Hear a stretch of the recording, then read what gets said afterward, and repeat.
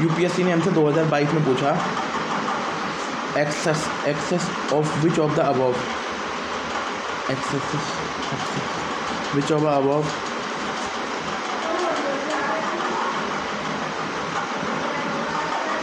Access of which of the above in the environment.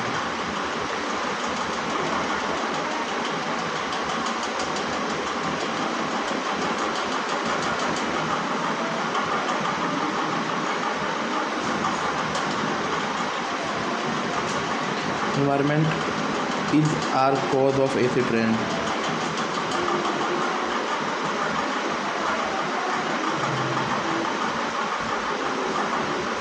एक बात बताओ, एसिड रेन तो नॉर्मल होती ही है,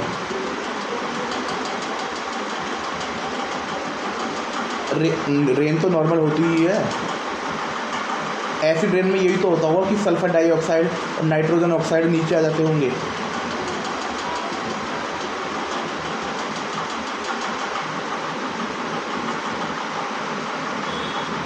नॉर्मल रेन होती है जब पानी इवेपोरेट होता है। अच्छा कि ऊपर में जो दिए गए हैं उनमें से एसिड रेन की कॉज क्या है। एक तो मैं बताऊं, रेन तो भाई एसिड होती ही है, कोई भी रेन होती है जिसमें कार्बन डाइऑक्साइड होता है वो तो एसिड होती ही है, क्योंकि ये मान लीजिए उसका पीएच लेवल 5.6 के लगभग होता है जो नॉर्मल रेन होती है। और लेकिन जब ये लोग आ जाते हैं सल्फ्यूरिक एसिड और नाइट्रोजन एसिड, तो उसका पीएच लेवल 4 तक पहुंच जाता है। तो उसका पीएच लेवल पहुंच जाता है 4 तक। तो ये एसिड रेन है। अब देखो, जिस व्यक्ति ने 2010 का पीवाईक्यू कर लिया होता, ना, वो इसे ठीक कर देता, क्योंकि देखो 2 4 इसका आंसर है 2 और 4 1 2। ठीक है,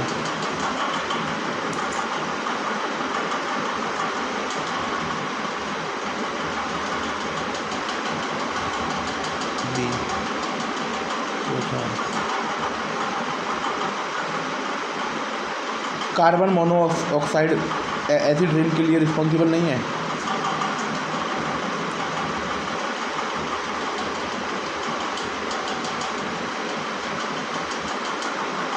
ठीक है, जिस व्यक्ति ने ना ये पढ़ रखा होता ना नाइट्रोजन वाला, तो ये उसे ठीक कर दिया 2010 की पीवाईक्यू। अब फ्यूचर में जो क्वेश्चन आएगा, ये सल्फर डाइऑक्साइड और ये नाइट्रोजन ऑक्साइड ये दोनों एसिड रेन के लिए जिम्मेदार हैं।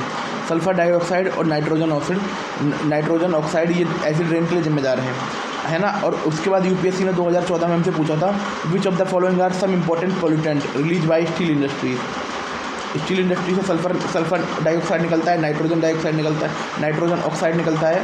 देखो अब यूपीएससी क्वेश्चन पूछ सकता है कि इन 4-5 इंडस्ट्री का नाम दे देगा कि इनमें से कौन सी इंडस्ट्री एसिड रेन के लिए रिस्पॉन्सिबल है। तो हम स्टील इंडस्ट्री को बोल देंगे, क्योंकि यार हमारे इंडिया में देखो अपने आप ही एसिड रेन होगी, स्टील के प्रोडक्शन में झंडे गाड़ रहे हैं। भारत सरकार ने बोला है कि भाई आयरन और निकालो, अब हम स्टील का काम बढ़ाएंगे। तो नाइट्रोजन ऑक्साइड और सल्फर ऑक्साइड हवा में जाएगा। जब हवा में जाएगा तो वो एसिड रेन होगी। और कार्बन मोनोऑक्साइड, जैसे यूपीएससी ने 2014 में बोल दिया, कार्बन मोनोऑक्साइड ये एसिड रेन का जिम्मेदार नहीं है, कार्बन डाइऑक्साइड का एसिड रेन का जिम्मेदार नहीं है ना। ये एसिड रेन का जिम्मेदार नहीं है भाई। रेन तो एसिडिक होती ही है, बट जो ये सल्फर डाइऑक्साइड और नाइट्रोजन ऑक्साइड से मिलने से ना, सल्फर ऑक्साइड ऑफ नाइट्रोजन के मिलने से ना और ज़्यादा एसिडिक हो जाती है। देन अब एसिड रेन का देखो, this was an easy question. Multiple gases are mention which create confusion, but we have to remember the basic here. बहुत सारी गैसेज बोल रखी हैं कि सल्फरिक एसिड, नाइट्रोजनिक एसिड, ठीक है भाई, कितना मस्त है।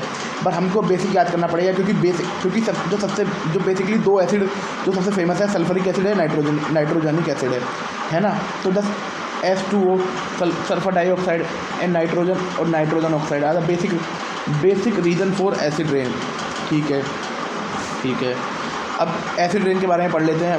Formation formed by sulphur dioxide nitrogen dioxide. जो सल्फर डाइऑक्साइड है ना और जो नाइट्रोजन डाइऑक्साइड है, ये H2O के, ये वाटर वेपर के साथ मिलके और ऑक्सीजन के साथ मिलके सल्फरिक एसिड क्रिएट कर देती हैं और नाइट्रिक एसिड क्रिएट कर देती हैं। सल्फर डाइऑक्साइड हमारे लिए नुकसानमंद नहीं है, मतलब ऐसे नुकसानमंद है पर ऐसे अकेले नुकसानमंद नहीं, ज़्यादा नुकसानमंद नहीं है। और ये नाइट्रोजन डाइऑक्साइड भी ज़्यादा नुकसानदेह नहीं है। परंतु क्या होता है जब ये जैसे हवा भर गई ना, अब जैसे वाटर वेपर के साथ मिल गए और पानी के साथ मिल गए, तो ये सल्फरिक एसिड प्रोड्यूस कर देते हैं और नाइट्रिक एसिड प्रोड्यूस कर देते हैं। जो मेनली सोर्स है इसका फ्यूल कंबंशन, मेनली सोर्स है इनका फ्यूल कंबंशन इन पावर प्लांट में होता है फ्यूल, ऑटोमोबाइल गाड़ी से व्हीकल, इंडस्ट्रियल फैसिलिटीज़, कोल बर्निंग पावर प्लांट। कोल ये यूपीएससी पूछ चुका है 2024 में कि सबसे बड़ा जो सोर्स है वो सल्फ़र का, वो कोल बर्निंग पावर प्लांट है। और व्हीकल नाइट्रोजन ऑक्साइड का व्हीकल नाइट्रोजन ऑक्साइड का सबसे बड़ा सोर्स है। अब इम्पैक्ट पे देख लीजिए, इन्वायरमेंट पे इम्पैक्ट देख लीजिए। द लोअर पीएच होगा एक्वाटिक एनिमल को के लिए हार्मफुल हो जाएगा, है ना, एक्वाटिक लाइफ के लिए। फॉरेस्ट डैमेज हो जाएंगे, रिड्यूसिंग न्यूट्रिएंट साइकिल, है ना, रिड्यूसिंग न्यूट्रिएंट साइकिल, ठीक है। अवेलेबिलिटी एंड इंक्रीजिंग ऑफ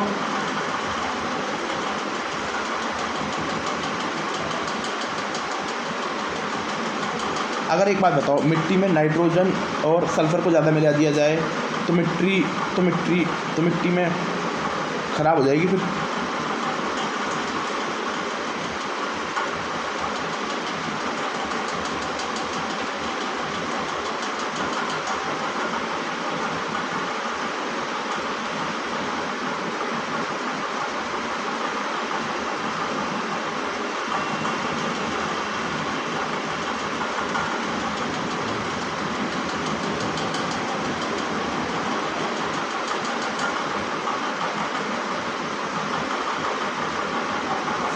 ठीक है, अब स्ट्रक्चर पे ये कोरोड लाइमस्टोन को ख़राब करता है, ये मार्बल बिल्डिंग को ख़राब करता है, मोनूमेंट्स को ख़राब करता है, स्टैचूज़ को ख़राब करता है, leading to cultural and economic loss. Mitigation, technological solution पे ध्यान देना चाहिए। Flue gas desulphurisation and using low sulphur कोल।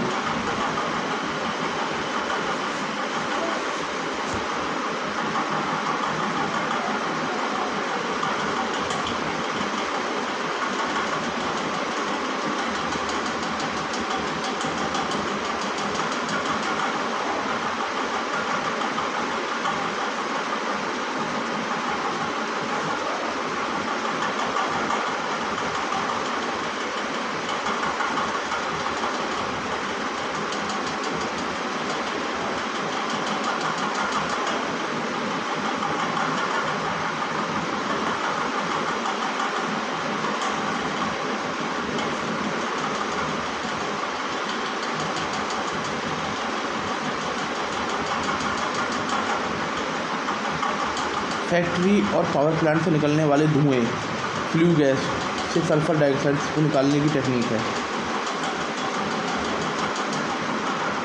ऐसे बोल, इसमें क्या होता है, फ्लू गैस वो गैस जो कोल या ऑयल से जलने के बाद चिमनी से निकलती है। इसमें SO2 होता है जो इन्वायरमेंट के लिए खतरनाक होता है। FDG फ्लू गैस का डीसल्फराइजेशन। FDG की फॉर्म क्या है? हाँ, डीसल्फराइजेशन एक सिस्टम है जो गैस को चिमनी से निकलने से पहले फिल्टर करता है। ये गैस से SO2 केमिकल रिएक्शन के जरिए निकाल देते हैं। इसमें क्या होता है, इसमें दो हैं कॉमन मेथड। वेट स्क्रबिंग, एक कैल्शियम कार्बोनेट या लाइम के सॉल्यूशन का स्प्रे किया जाता है जिससे कैल्शियम कार्बोनेट और लाइम और ये प्रैक्टिकल में फॉर्म में सेटल हो जाता है, ऐसे वो कम हो जाता है। अच्छा, लाइमस्टोन बेस होता है, वो उसके इम्पैक्ट को, वो सल्फ़र के इम्पैक्ट को कम कर देता है।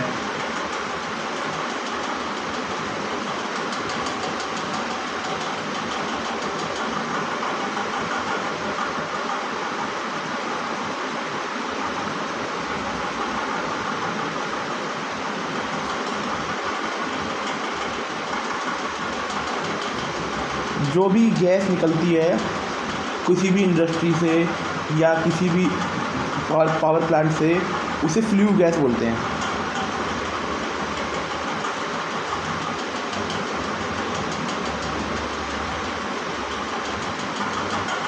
और फ्लू गैस में बहुत सारी गैस हो सकती हैं, जैसे कि कार्बन, नाइट्रोजन, सल्फ़र और कार्बन मोनोऑक्साइड, बहुत सारी गैसेज हो सकती हैं। पर जो इन सब का जो एक कॉमन मतलब एक नाम दे दिया, फ्लू गैस।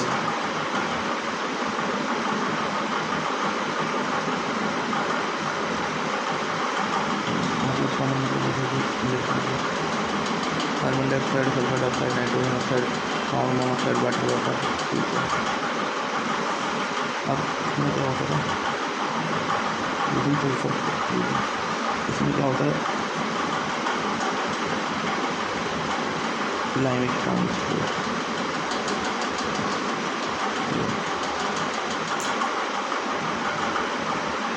एक बात ये बताओ, जो सल्फ़र हम निकालेंगे फ्लू गैस डीसल्फराइजेशन से, उस सल्फ़र का क्या यूज़ होगा फिर?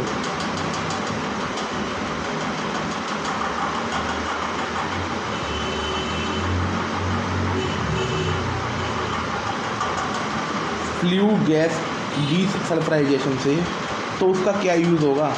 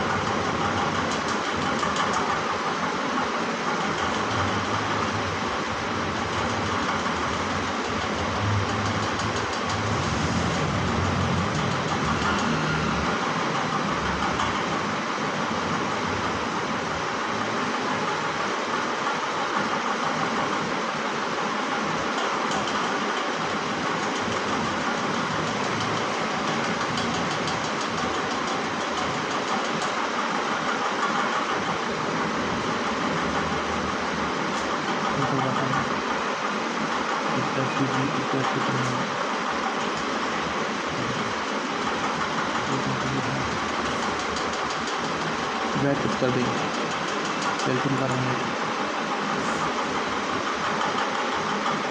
Calcium carbonate, wet carbonate.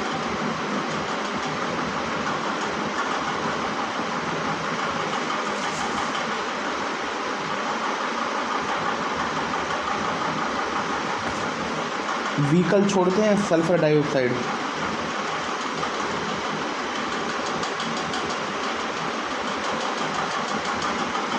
मेरे ख्याल से जहाँ इनकम्प्लीट कंबंशन होगा वहाँ से सल्फर डाइऑक्साइड निकलेगी।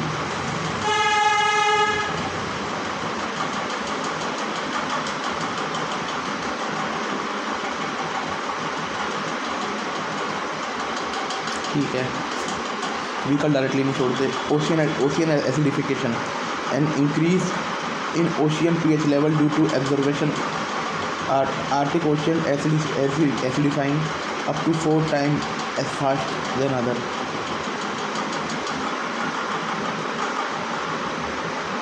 आर्टिक ओशियन और समुद्रों के मुकाबले क्यों इतना जल्दी एसिडिफाई हो रहा है?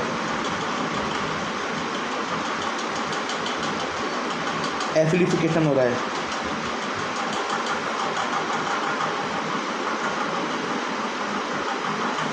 कोल्ड वाटर एब्जॉर्ब मोर CO2, पानी ठंडा कार्बन डाइऑक्साइड होता है।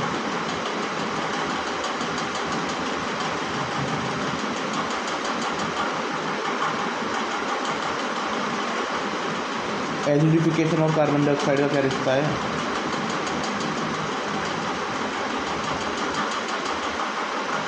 एसिडिफिकेशन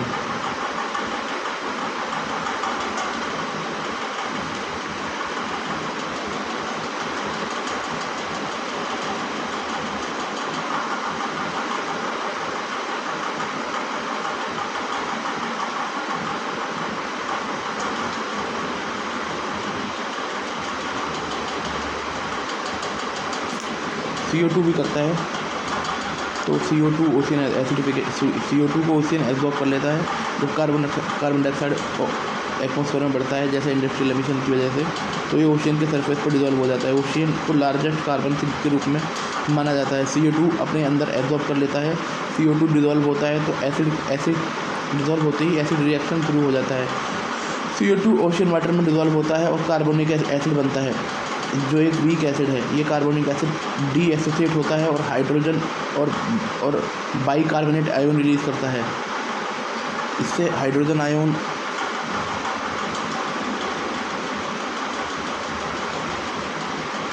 ओशियन एसिडिफिकेशन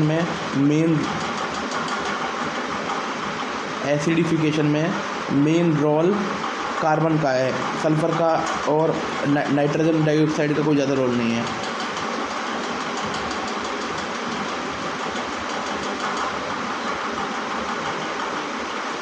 ठीक है।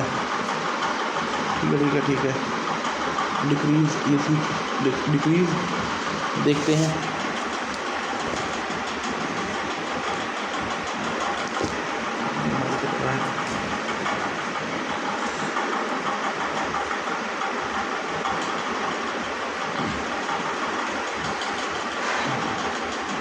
Ocean acidification, a decrease in ocean pH due to absorption।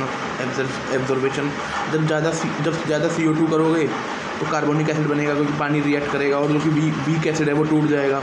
Impact reduce calcium carbonate ability, affective coral reef हो जाएंगी। शेलफिश प्लैंकटन है ना, कोरल रीफ को सेलफिश को करेगा। वीक मरीन फूड चेन में इफेक्ट पड़ेगा। डिस्टर्बिंग इकोसिस्टम होगा।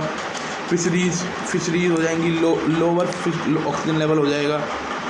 एक्सोबरेटिंग हाइपॉक्स कंडीशन, एक्सोबरेटिंग हाइपॉक्स कंडीशन।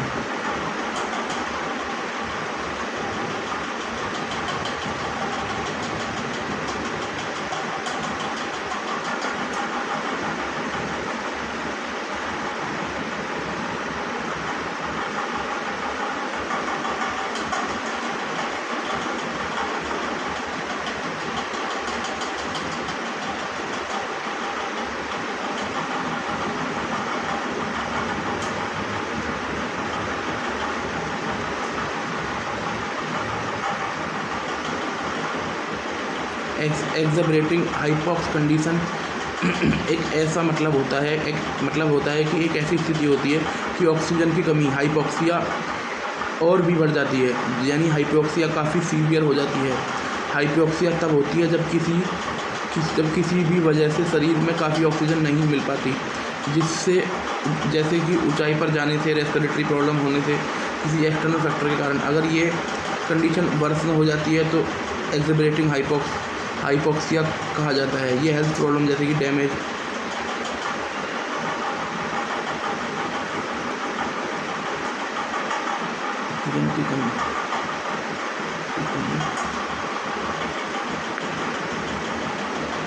ठीक है। Major affected region Arctic ocean है, नॉर्थ पैसिफिक है, ग्रेट बैरियर रीफ है। ये बताओ आर्कटिक ओशियन जल्दी से जल्दी का एसिडिफिकेशन क्यों हो पा रहा है?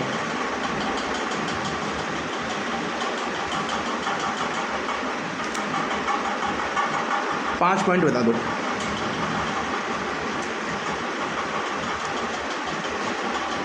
Global warming, melting ice, CO2 absorption, faster acidification.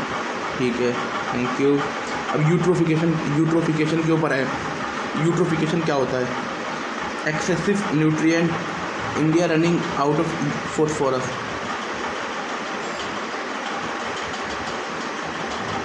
Does the solution lie in our sewage?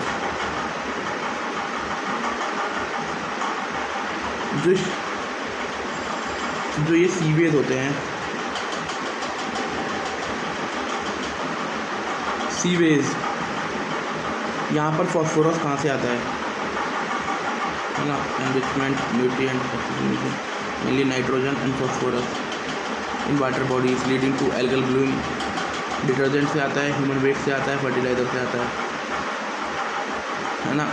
ये बेसिकली जो नाइट्रोजन और फॉस्फोरस है ये वाटर बॉडीज में होते हैं, एल्गल ब्लूम कर देते हैं, ऑक्सीजन डिप्लीशन कर देते हैं। Natural eutrophication a slow and long process.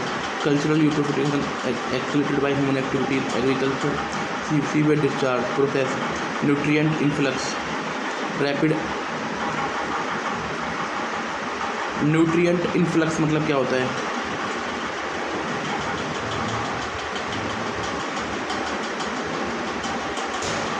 ठीक है, rapid algae growth, algae die off bacterial decomposition, है ना, मर जाएगी। ऑक्सीजन डिप्लीमेंटेशन और हाइपोक्सिया हो जाएगा या एनाऑक्सिया हो जाएगा।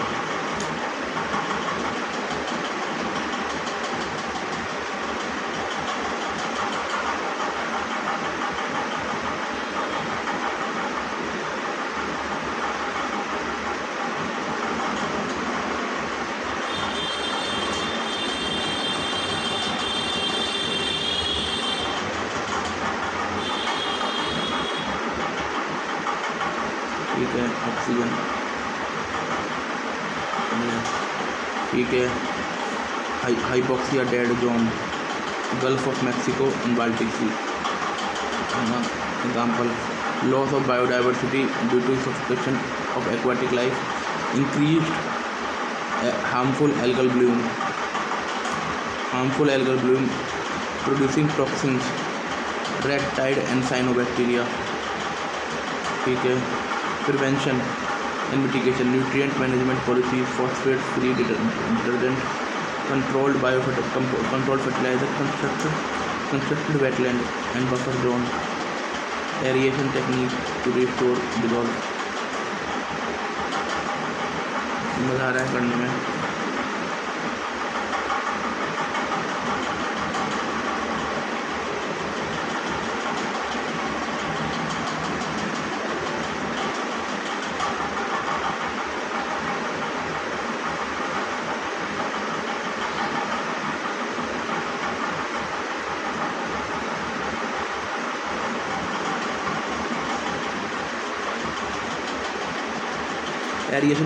एरिएशन टेक्निक वो प्रोसेस होता है जिसमें वाटर या किसी लिक्विड में ऑक्सीजन डिजॉल्व कराने की यूज़ की जाती है। ये टेक्निक वाटर बॉडीज या सीवेज ट्रीटमेंट में ऑक्सीजन की सप्लाई बढ़ाने के लिए यूज होती है। Common aeration technique, surface aeration technique, water के सरफेस पर एयर को चूर्न किया जाता है। वाटर के सरफेस पर एयर को चूर्न किया जाता है जिससे ऑक्सीजन वाटर में मिक्स हो जाए। डिफर्ड ऑफ एरिएशन, इसमें एयर को स्मॉल बबल के फॉर्म में वाटर के अंदर दिया जाता है जिसमें ज़्यादा सरफेस पर एरिया बनता है और ऑक्सीजन बेटर डिजॉल्व होती है। ये टेक्निक मैकेनिकल डिवाइस का यूज़ करते हैं, पंप और। ठीक है। यूट्रोफिकेशन के लिए कौन कौन से न्यूट्रिएंट जिम्मेदार है सबसे ज़्यादा?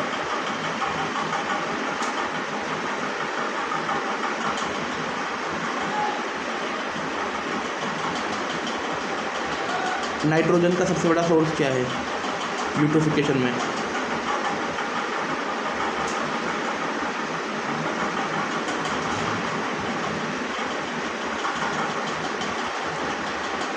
एक बात बताओ, अगर हम पानी में एल्गी को जमने ही नहीं देंगे, पानी में एल्गी को आने ही नहीं देंगे तो यूट्रोफिकेशन होगा ही नहीं।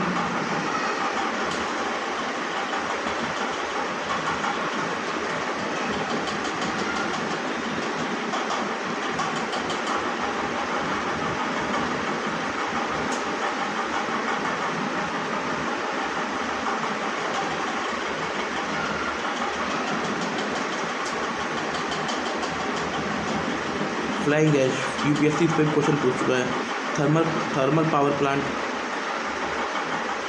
नाइट्रोजन का सबसे बड़ा सोर्स क्या है? ये तो हो गया, आगे देख लेंगे। चलो, flying ash, thermal power plant are still not disposing flying ash properly. Fine particulate residue from coal combustion in thermal power plant. Composition, silica, alumina, iron dioxide, heavy metal in trans amount. ठीक है। Environmental concern, PM 2.5, respiratory leaching toxic metal into ground water, expand spill. Similarly financial ash pond display क्या होता है? Pawn display क्या होता है? ऐश pond display कर दें मुझे माइनिंग नहीं यूज होती है इसलिए केमिकल रिएक्शन से ऐश। ठीक है ये हो गया। यूटिलाइजेशन यूजिंग पोर्टलैंड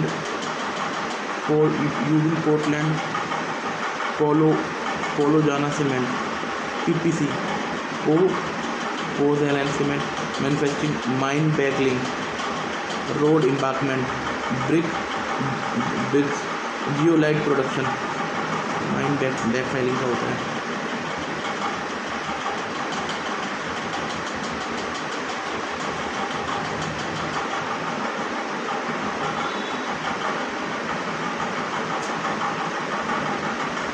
माइन बैकफाइलिंग जिसमें माइनिंग ऑपरेशन के बाद खुदाई जगह करने के लिए जैसे मटेरियल को ठीक है ना। और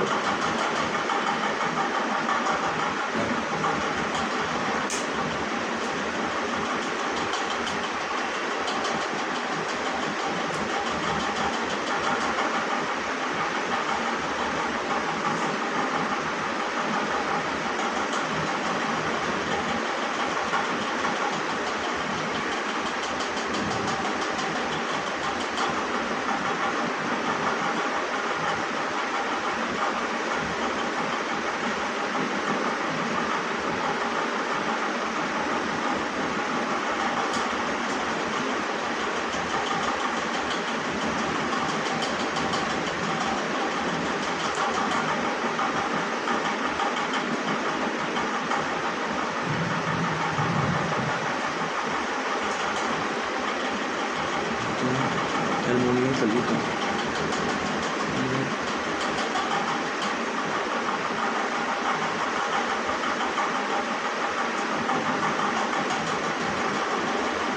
एल्युमिनियम सिलिका दोनों ही पानी को साफ करने के काम आते हैं।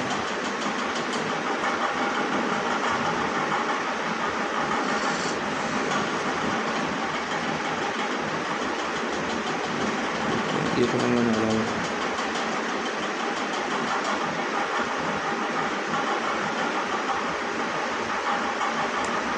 एल्युमिनियम सल्फेट ये मेनली वाटर फिल्ट्रेशन में यूज होता है। अब एल्युमिनियम सिलिका और जियोलाइट की खासियत है कि उनमें आयन एक्सचेंज। ये एल्युमिनियम सिलिका पानी को साफ करने में काम आते हैं ठीक है। रेड मड, अब रेड मड देख लीजिए। रेड मड होता है highly alkaline by product of Bayer processing aluminium extraction from bauxite. अब एल्युमिनियम किससे निकलता है? बॉक्साइड से निकलता है। सबसे अच्छी बात यह है इन्वायरमेंटल हैजार्ड pH लेवल 1 से 13 होता है। सॉइल एंड वाटर कंटेमिनेट हो जाता है। Toxic metal leaching arsenic cadmium vanadium. Red mud spill Ajka Hungary हुई थी ठीक है। सीमेंट इंडस्ट्री में आयरन रिकवरी में geopolymer soil neutralising after treatment guideline use hazardous waste hazardous. Red mud क्या होता है?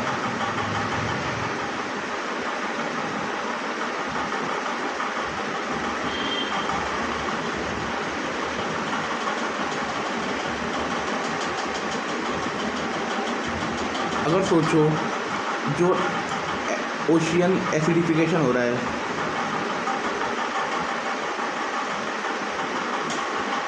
एसिडिफिकेशन हो रहा है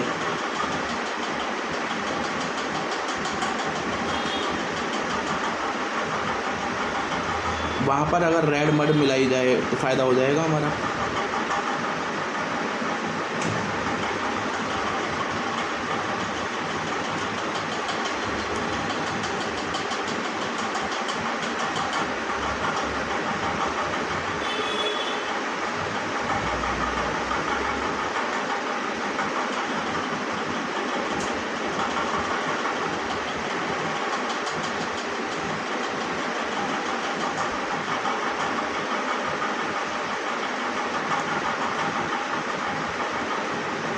मतलब रेड मड का थोड़ा ठीक कर दिया जाए, थोड़ा फ़िल्टर कर लिया जाए, उसके बाद मिला दी जाए तो फ़ायदा हो जाएगा ना।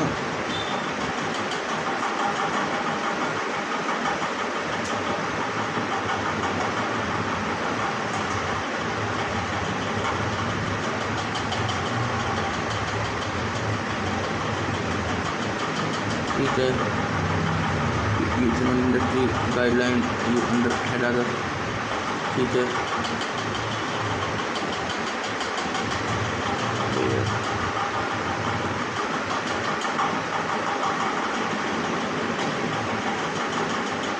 और भी चीज़ों में काम आता है ना।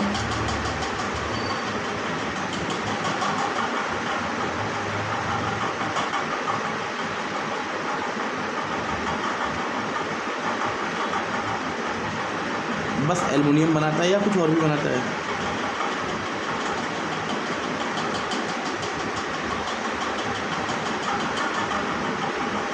मेटल, ठीक है। सेरेमिक और ग्राफ बनते हैं, फार्मास्यूटिकल में भी काम आता है। Thank you.